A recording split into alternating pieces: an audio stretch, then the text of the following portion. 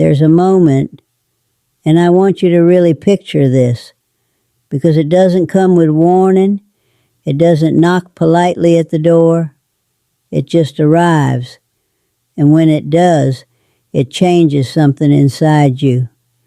Living alone as an older woman is something many of us end up doing, sometimes by choice, sometimes because life quietly rearranges itself around us until one day we look up and we're the only one left in the house. I'm 83 years old. My name is Margaret, and I've been living alone for 15 years now, ever since Richard died. 15 years. That's long enough to forget what it felt like to hear someone moving in the next room. Long enough to stop expecting footsteps behind you. Long enough to get used to silence in a way that feels normal, until you realize it isn't. And I learned something. There's a moment when you realize no one is coming to check on you. No one is going to notice if you haven't left the house in 4 days. No one is going to ask if you've eaten something real, or if you've just had tea and crackers again. No one is going to hear you if you fall. That moment happened to me on a Tuesday afternoon. I remember it clearly. I was standing in my kitchen, holding a cup of coffee that had already gone cold, staring out the window. And it hit me. I hadn't spoken to another human being in nearly a week. Not a real conversation. Not a voice that knew me. Just a thank you at the grocery store. Maybe a nod to the mailman. That was it. And the scariest part? It didn't feel strange. It felt normal. That's when I knew something had to change. So I want to talk with you, not lecture you. Just sit with you for a while and share what I've learned, because there are mistakes I made living alone. Small ones, quiet ones, that almost destroyed me. And they don't look dangerous at first, but they are. If you're living alone now, or you think you might someday, this is for you. Number 1, avoid complete isolation. Everyone talks about loneliness. They warn you about it, but what they don't tell you is how quietly it arrives. After Richard died, I thought I was doing okay. I had my routines, my house, my memories. I told myself I liked the quiet, and for a while, I did. But then the days started blending together. One day I realized I hadn't had a real conversation in 4 days, 4 full days. And I hadn't even noticed. That's the danger. Isolation doesn't feel like a problem at first. It feels like peace, until it becomes something else. Your world gets smaller, without you realizing it. You stop calling people. You start declining invitations. You think, I'll go next time. And then next time never comes. I had to force myself to change that. I started small. I called my sister Jean once a week. We didn't talk about anything important, just the weather, what we had for dinner, little things, but it mattered. Then I joined a book group at the library. I didn't even like half the books, but I went anyway, because I learned something the hard way. You can't wait until you feel lonely to start connecting. By then, it's already harder. Number 2, avoid neglecting your health. When you live with someone, there's a kind of accountability. Richard used to remind me about my doctor's appointments. He'd ask if I'd taken my pills. I used to get annoyed. Felt like he was nagging me. Now I'd give anything to hear that again, because when you're alone, no one reminds you. And it's so easy to let things slide. You tell yourself, I feel fine. I'll go next month. And then months turn into a year. I once went nearly 18 months without seeing a doctor. 18 months. When I finally went, my blood pressure was dangerously high. The doctor looked at me and said, "Margaret, you're lucky you didn't have a stroke." Lucky. That word stayed with me. So now I don't rely on memory.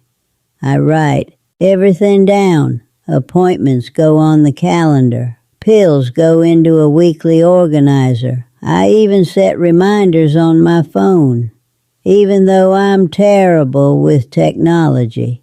There was one time it kept beeping and I couldn't figure out how to turn it off. I just sat there pressing buttons, getting more frustrated by the second. Richard would have laughed at that. But I kept the reminder anyway, because now I'm the one responsible. Number 3, avoid ignoring safety concerns. When you're younger, you don't think about safety in your own home. You just live. But when you're older and alone, every small risk becomes bigger. I knew a woman named Dorothy. She lived 3 streets over. She slipped in her bathroom, fell, and couldn't get up. She lay there for 6 hours. 6 hours on a cold floor, alone, in pain. That story stayed with me, 'cause it could have been me. So I made changes. I got one of those medical alert buttons. At first, I hated it. Felt like I was admitting something I didn't want to admit. But then one day, I slipped in the kitchen. Nothing serious. But I couldn't get up right away. And in that moment, just knowing I could call for help, it changed everything. I added better lighting. Got rid of every single throw rug in the house. They were pretty, but they weren't worth the risk. Because when you live alone, a small accident can turn into something much worse, very quickly. Number 4, avoid unhealthy habits. This one crept up on me, slowly, quietly. After Richard died, I stopped cooking real meals. What was the point? It was just me. I'd stand at the counter, eat a sandwich, not even sit down. Some nights, I skipped dinner entirely, just crackers, maybe some cheese. And at first, it didn't seem like a big deal, but after a while, I felt it. I was tired all the time. No energy, no strength. It took me longer than I'd like to admit to connect it to how I was treating myself, so I made a change. I started sitting at the table again, even if it was just a simple meal. I used a real plate, set a place. It sounds small, but it mattered, because it reminded me I was still worth the effort. Number 5, avoid letting your home become a burden. This house, it holds a lifetime. We raised 5 children here. Every wall has a memory. But after Richard died, it became too much. The yard, the repairs, the little things that kept piling up. I ignored them, stepped over problems instead of fixing them. Until one day, my daughter came over and asked about a broken step I'd been avoiding for months. And I realized it wasn't that I didn't care. It was that I didn't know how to handle it alone. So I started asking for help. I hired someone to mow the lawn, found a handyman. It cost money, but it gave me peace, and that matters more. Your home shouldn't feel like a weight you carry. It should feel like a place you can rest.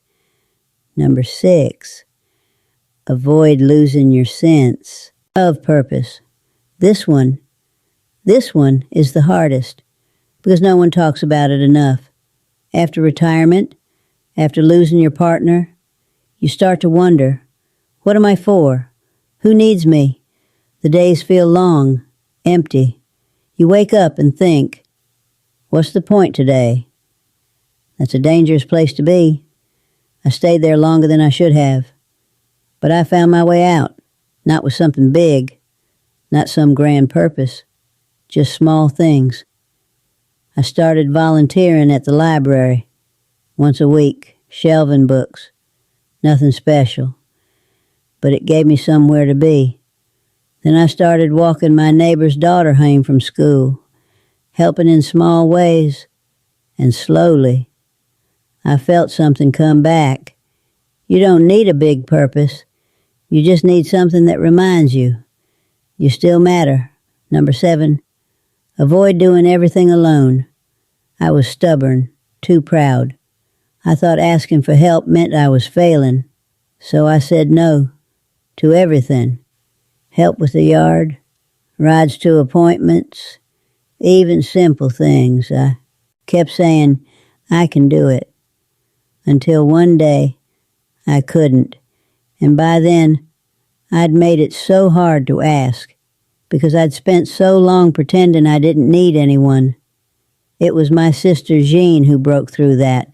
She didn't ask. She just showed up, sat with me at the kitchen table, helped me organize everything, and I cried, because I'd needed that for so long. There's no strength in suffering alone. There's only unnecessary pain. Number 8, avoid neglecting your environment. After a while, I stopped caring. The house got messy, dishes in the sink, mail piling up, laundry everywhere. I told myself it didn't matter. No one was coming over. But it did matter, because I was living in it, and it affected me more than I realized. One day, a friend stopped by unexpectedly. I was so embarrassed I barely let her in. That night, I looked around, really looked, and I didn't like what I saw, so I started small. One room, then another. It took time. But when it was done, I felt lighter. Your environment shapes how you feel, even if you're the only one there to see it. Number 9, avoid losing track of time. When you live alone, time gets strange. Days blur together. You forget what day it is. At first, it feels like freedom. No schedule, no pressure.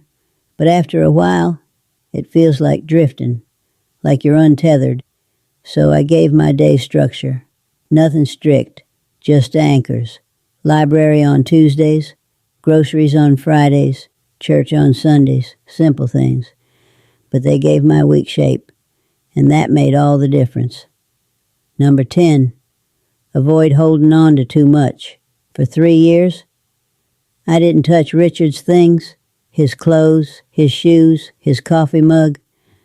I thought keeping them meant keeping him, but it didn't. It just kept me stuck. Letting go was one of the hardest things I've ever done. I kept a few meaningful things, but the rest, I let go. And afterward, the house felt different, lighter. You don't lose someone by letting go of their things. You make space to keep living. Number 11, avoid being unprepared. One winter, the power went out for 2 days. I wasn't ready. No flashlights, no backup food. My phone died the first night. I sat in the dark, cold, alone, and I was scared. When the power came back, I made changes. Emergency supplies, batteries, water, a written list of contacts. Because when you're alone, preparation isn't optional. Number 12, avoid financial confusion. Richard handled everything, bills, accounts, all of it. When he died, I was lost, completely. It took months to figure everything out. I made mistakes, paid things twice, missed others entirely. It was overwhelming, but I learned. Now I know where everything is, what comes in, what goes out. And that knowledge, it gives you control. I think about my younger self sometimes. Back in 1974, I thought someone would always be there to handle the hard parts of life. I didn't know that one day that someone would have to be me. Living alone isn't what I expected. Some days are hard, some days are peaceful, but here's what I know now. You can be alone without being helpless. You can be independent without being isolated, and you can still build a life even after everything changes.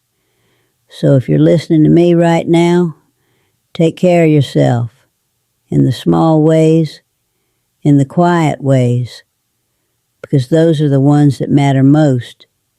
And remember this, being alone doesn't mean you're on your own.